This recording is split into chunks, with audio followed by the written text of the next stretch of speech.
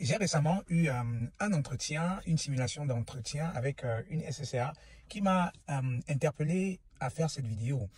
C'est-à-dire que pendant la simulation, ça c'est la phase dans laquelle je lui donne les astuces pratiques, les stratégies, etc. pour s'améliorer.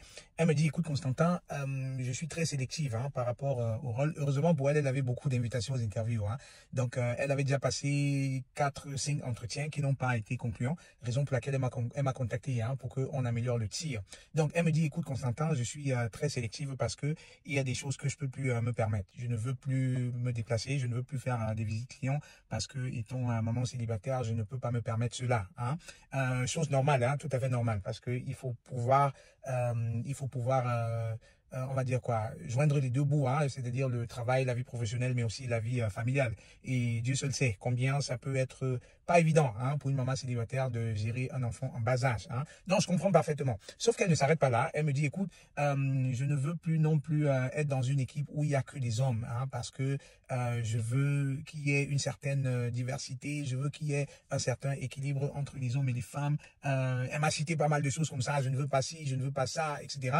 Et comment est-ce que j'ai su, du moins le sujet vient sur la table, pourquoi? Parce que pendant la simulation, lorsque je lui demande mais est-ce que vous avez des questions, elle m'a posé une question qui m'a à la limite choqué, où elle me dit comment est constituée l'équipe, comment est constituée l'équipe, quel est votre quota de femmes dans l'équipe, etc., etc. Où je me suis dit ben où est-ce qu'elles vont en venir, pourquoi ce genre de questions, donc moi j'étais à la limite choqué, parce que il y a des candidats qui posent, j'ai des candidats qui m'avaient également posé des questions à savoir est-ce que dans l'équipe il y a des jeunes, est-ce que l'équipe est constituée en majorité de vieux ou bien des jeunes. Bref, c'est des questions qui peuvent déstabiliser un recruteur. Et j'ai été déstabilisé parce que je me suis dit, est-ce que elle est, c'est quoi cette ségrégation-là? Soit c'est ségrégation sur l'âge, soit c'est ségrégation raciale, soit c'est ségrégation du genre, c'est-à-dire homme-femme, etc.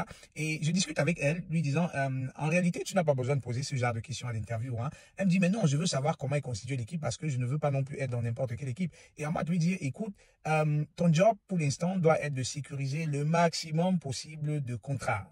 Heureusement pour toi, fort heureusement, tu as des invitations aux interviews. Donc, voilà, ton profil, il est bon. J'avais fait son CV et elle m'a dit, écoute Constantin, le CV, il a beaucoup changé parce que j'avais postulé avant que tu ne fasses le CV et je recevais quelques invitations, mais depuis lors que tu as fait le CV, je reçois tellement d'invitations. Donc, je me suis dit, ok, super, pourquoi pas. Donc, en fait, ce que je lui dis dans cette situation, c'est, écoute, tu n'as pas besoin, en fait, de donner tous ces détails-là, de justifier tes choix aux entreprises avec la question que tu as posée. C'est pas vraiment nécessaire parce que ton job doit être de sécuriser le maximum de contrats possibles. Et une fois que tu as le contrat, tu pourras alors faire ton choix.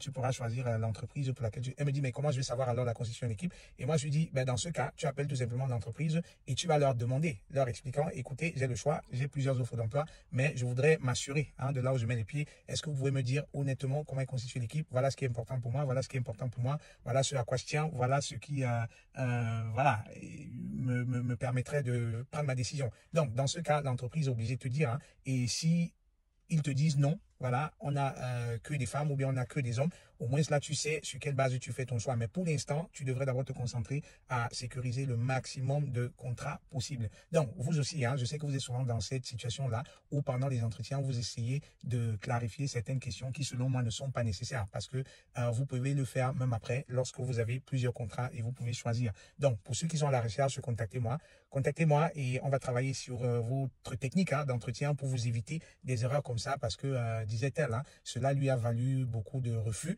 Je parle ici des personnes qui sont limitées parce qu'ils ne peuvent pas déménager. Je parle des personnes qui sont limitées parce que ne peuvent pas... Bref, il y a toujours des limites, là, des conditions. Peut-être vous ne pouvez pas faire travailler à 100%.